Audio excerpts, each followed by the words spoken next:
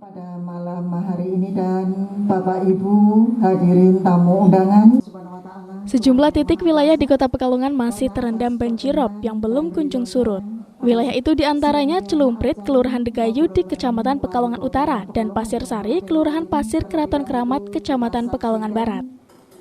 Di wilayah-wilayah tersebut masih terdapat warga terdampak banjirop yang memilih bertahan di posko pengungsian.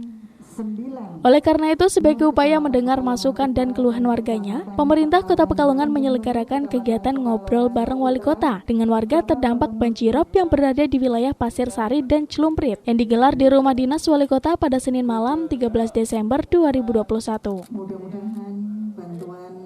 Kegiatan tersebut dihadiri langsung oleh Wali Kota Pekalongan Afzan Arslan Junaid, Wakil Wali Kota Pekalongan Salahuddin, Wakil Ketua DPRD Kota Pekalongan Nusron, Asisten Perekonomian dan Pembangunan Setda Kota Pekalongan Erli Nuviati, sejumlah kepala OPD terkait, dan beberapa perwakilan RT RW dari wilayah terdampak banjirop.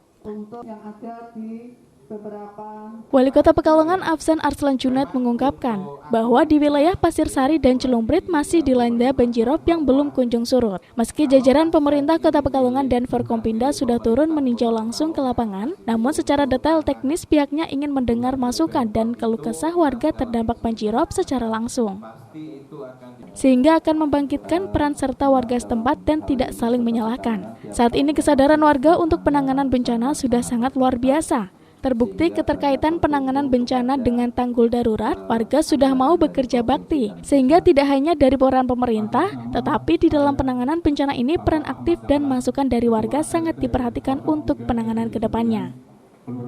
Aaf juga menyebutkan saat ini berdasarkan data terakhir dari BPBD, masih ada sekitar 170-an orang warga Kota Pekalongan yang mengungsi di sejumlah posko pengungsian. Namun pihaknya memastikan logistik untuk pengungsi semuanya sudah tercover dan terpenuhi.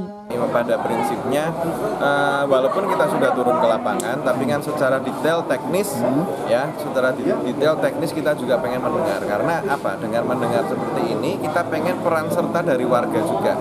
Jadi warga tidak hanya menyalahkan satu dua pihak, karena warga alhamdulillah sudah sadar situasi dan kondisi. Tapi kita pengen mendengar lebih detail. Terbukti tadi masukan-masukan seperti butuh pompa di RT 2 Kauman, kenapa pertanyaan dari warga kenapa pintu yang di Pasir Sari RW 4 itu tidak berjalan. Nah, ini kan pertanyaan-pertanyaan ini supaya bisa sinkron. Nah, jawaban-jawaban dari saya, Pak Wakil, Pak Nusron maupun dari dinas terkait mudah-mudahan lah bisa memberikan solusi, karena harapan kita seperti itu. Sementara itu, Wakil Wali Kota Pekalongan Salahuddin menambahkan yang disampaikan warga terkait penanganan prioritas banjir sebetulnya sudah dilakukan pada saat mengundang 3 pelaksana kegiatan, salah satunya dari pihak BBWS Pamali Juwana di Ruang Citayu beberapa waktu lalu, di mana pemerintah Kota Pekalongan meminta tidak perlu menunggu pengerjaan 2 tahun selesai baru warga merasakan manfaatnya. Titik-titik krusial yang darurat itu perlu ditangani terlebih dahulu agar dalam jangka waktu tidak lama warga bisa merasakan manfaatnya sembari mengerjakan penanganan teknis secara keseluruhan. Sampaikan warga tadi, penanganan prioritas sebetulnya sudah kita lakukan pada saat mengundang 3 pelaksana kegiatan di Ruang Citayu ya.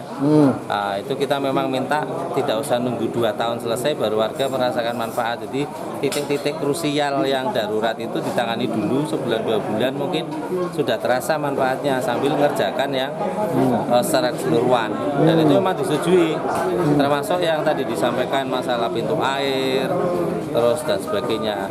Romi Suharto, Batik TV melaporkan.